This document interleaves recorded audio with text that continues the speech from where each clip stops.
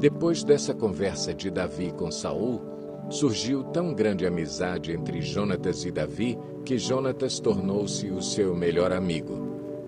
Daquele dia em diante, Saul manteve Davi consigo e não o deixou voltar à casa de seu pai. E Jonatas fez um acordo de amizade com Davi, pois se tornara o seu melhor amigo. Jonatas tirou o manto que estava vestindo e o deu a Davi, com sua túnica e até sua espada, seu arco e seu cinturão. Tudo o que Saul lhe ordenava fazer, Davi fazia com tanta habilidade que Saul lhe deu um posto elevado no exército. Isso agradou a todo o povo, bem como aos conselheiros de Saul. Quando os soldados voltavam para casa, depois que Davi matou o filisteu, as mulheres saíram de todas as cidades de Israel ao encontro do rei Saul com cânticos e danças, com tamborins, com músicas alegres e instrumentos de 3 cordas.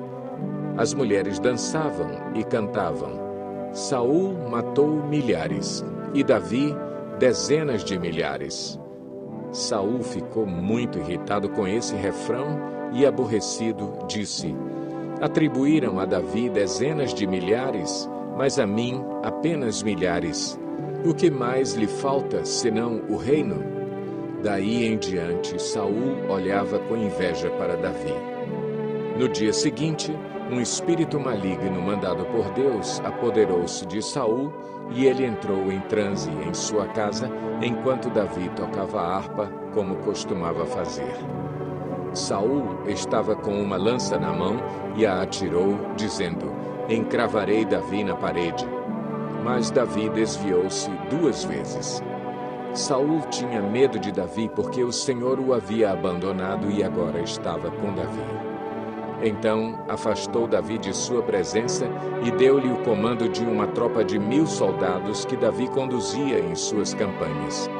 Ele tinha êxito em tudo o que fazia, pois o Senhor estava com ele. Vendo isso, Saul teve muito medo dele.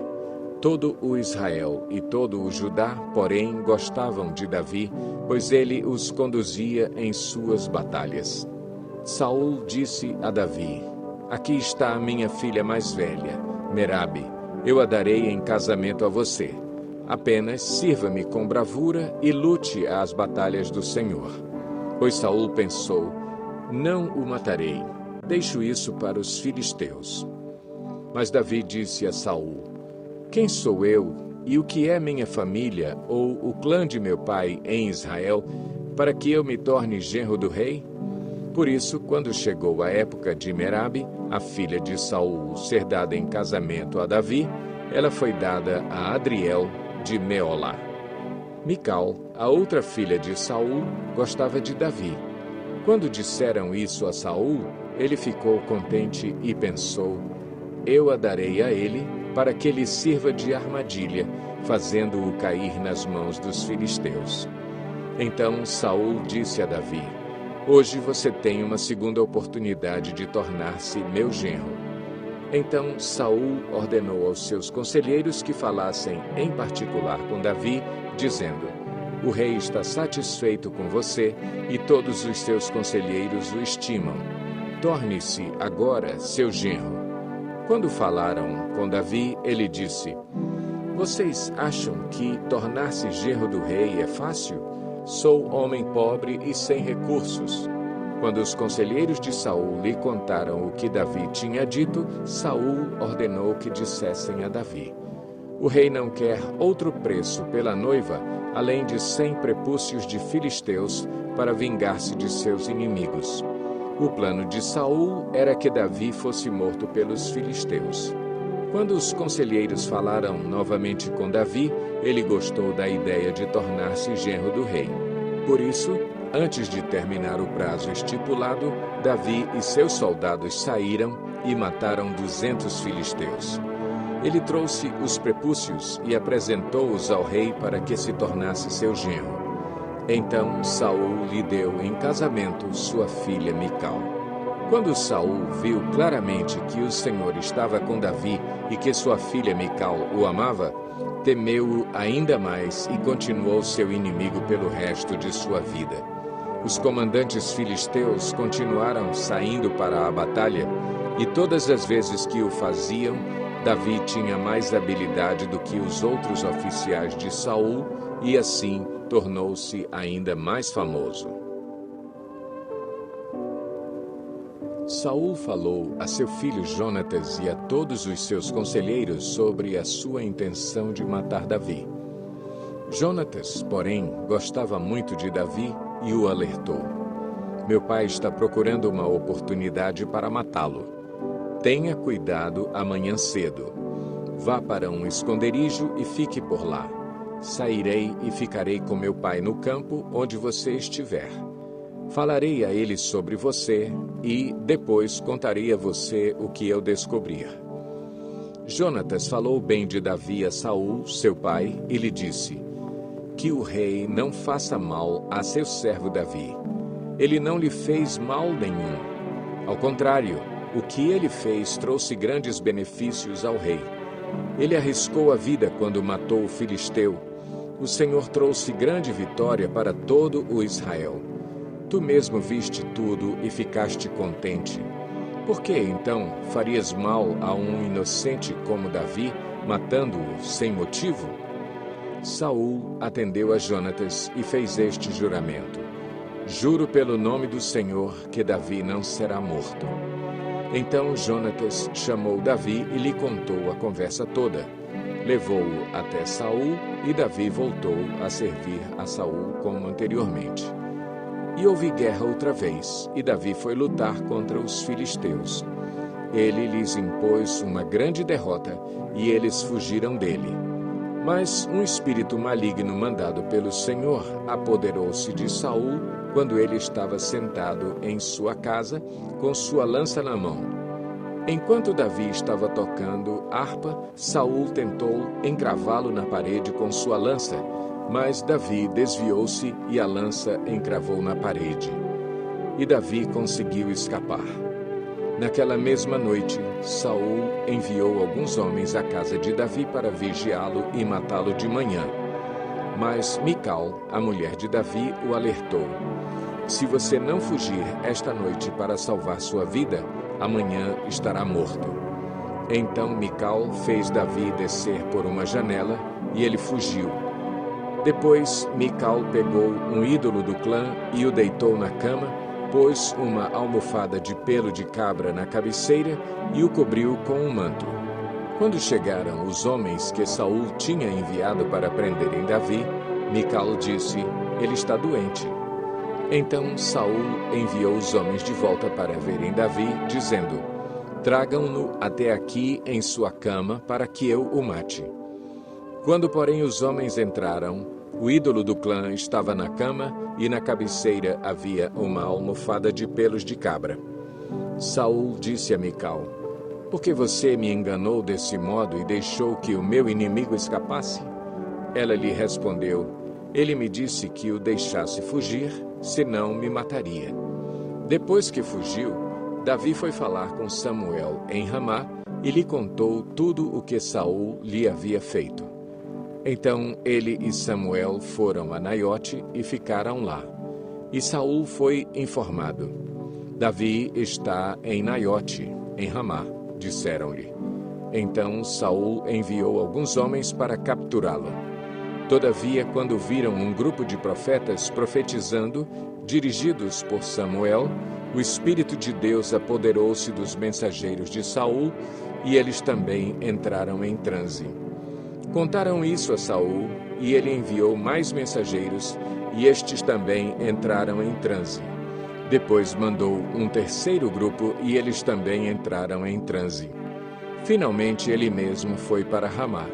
Chegando à grande cisterna do lugar chamado Seco, perguntou onde estavam Samuel e Davi, e lhe responderam: "Em Naiote de Ramá." Então Saul foi para lá. Entretanto, o Espírito de Deus apoderou-se dele, e ele foi andando pelo caminho, em transe, até chegar a Naiote. Despindo-se de suas roupas, também profetizou na presença de Samuel, e, despido, ficou deitado todo aquele dia e toda aquela noite. Por isso o povo diz: Está Saul também entre os profetas? Depois, Davi fugiu de Naiote em Ramá, foi falar com Jonatas e lhe perguntou: O que foi que eu fiz? Qual é o meu crime? Qual foi o pecado que cometi contra seu pai para que ele queira tirar a minha vida? Nem pense nisso, respondeu Jonatas. Você não será morto. Meu pai não fará coisa alguma sem antes me avisar, seja importante ou não. Por que ele iria esconder isso de mim? Não é nada disso. Davi, contudo, fez um juramento e disse: Seu pai sabe muito bem que eu conto com a sua simpatia. E pensou: Jonatas não deve saber disso para não se entristecer. No entanto, eu juro pelo nome do Senhor e por sua vida que estou a um passo da morte. Jonatas disse a Davi: Eu farei o que você achar necessário. Então disse Davi: Amanhã é a festa da lua nova, e devo jantar com o rei. Mas deixe que eu vá esconder-me no campo até o final da tarde de depois de amanhã. Se seu pai sentir minha falta, diga-lhe: Davi insistiu comigo que lhe permitisse ir a Belém, sua cidade natal, por causa do sacrifício anual que está sendo feito lá por todo o seu clã.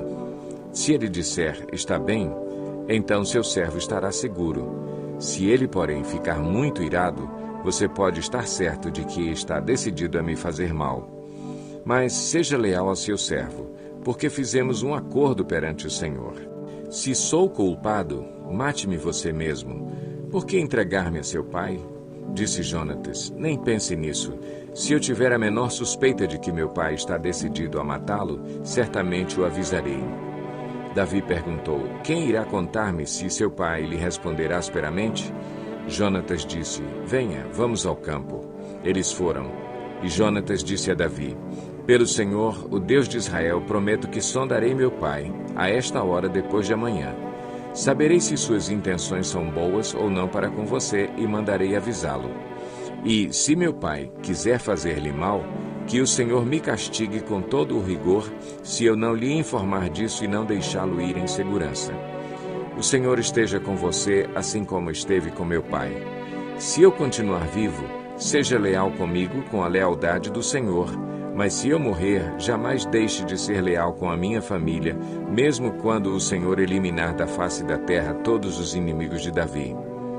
Assim, Jonatas fez uma aliança com a família de Davi, dizendo: Que o Senhor chame os inimigos de Davi para prestarem contas. E Jonatas fez Davi reafirmar seu juramento de amizade, pois era seu amigo leal. Então Jonatas disse a Davi: Amanhã é a festa da lua nova. Vão sentir sua falta, pois sua cadeira estará vazia. Depois de amanhã, vá ao lugar onde você se escondeu quando tudo isto começou e espere junto à pedra de Ezel. Atirarei 3 flechas para o lado dela, como se estivesse atirando num alvo. E mandarei um menino procurar as flechas. Se eu gritar para ele: As flechas estão mais para cá, traga-as aqui, você poderá vir. Pois juro pelo nome do Senhor que você estará seguro. Não haverá perigo algum. Mas, se eu gritar para ele: Olhe, as flechas estão mais para lá, vá embora, pois o Senhor o manda ir. Quanto ao nosso acordo, o Senhor é testemunha entre mim e você para sempre. Então Davi escondeu-se no campo. Quando chegou a festa da lua nova, o rei sentou-se à mesa. Ocupou o lugar de costume junto à parede, em frente de Jonatas, e Abner sentou-se ao lado de Saul, mas o lugar de Davi ficou vazio. Saul não disse nada naquele dia, pois pensou: algo deve ter acontecido a Davi, deixando-o cerimonialmente impuro. Com certeza ele está impuro. No dia seguinte, o segundo dia da festa da lua nova, o lugar de Davi continuou vazio. Então Saul perguntou a seu filho Jonatas: Por que o filho de Jessé não veio para a refeição, nem ontem nem hoje? Jonatas respondeu: Davi me pediu com insistência permissão para ir a Belém, dizendo: Deixe-me ir, pois nossa família oferecerá um sacrifício na cidade, e meu irmão ordenou que eu estivesse lá. Se conto com a sua simpatia, deixe-me ir ver meus irmãos. Por isso ele não veio à mesa do rei. A ira de Saul se acendeu contra Jonatas, e ele lhe disse: Filho de uma mulher perversa e rebelde, Será que eu não sei que você tem apoiado o filho de Jessé para a sua própria vergonha e para a vergonha daquela que o deu à luz? Enquanto o filho de Jessé viver, nem você nem seu reino serão estabelecidos. Agora mande chamá-lo e traga-o a mim, pois ele deve morrer. Jonatas perguntou a seu pai: por que ele deve morrer? O que ele fez? Então Saul atirou sua lança contra Jonatas para matá-lo. E assim Jonatas viu que seu pai estava mesmo decidido a matar Davi. Jonatas levantou-se da mesa muito irado. Naquele segundo dia da festa da lua nova, ele não comeu, entristecido porque seu pai havia humilhado Davi. Pela manhã, Jonatas saiu ao campo para o encontro combinado com Davi. Levava consigo um menino e lhe disse: vá correndo buscar as flechas que eu atirar. O menino correu e Jonatas atirou uma flecha para além dele. Quando o menino chegou ao lugar onde a flecha havia caído, Jonatas gritou: a flecha não está mais para lá? Vamos, rápido, não pare. O menino apanhou a flecha e voltou sem saber de nada, pois somente Jonatas e Davi sabiam do que tinham combinado. Então Jonatas deu suas armas ao menino e disse: vá, leve-as de volta à cidade. Depois que o menino foi embora, Davi saiu do lado sul da pedra e inclinou-se 3 vezes perante Jonatas, rosto em terra. Então despediram-se, beijando um ao outro e chorando. Davi chorou ainda mais do que Jonatas. E ele disse a Davi: vá em paz, pois temos jurado um ao outro em nome do Senhor, quando dissemos: o Senhor para sempre é testemunha entre nós e entre os nossos descendentes. Então Davi partiu e Jonatas voltou à cidade.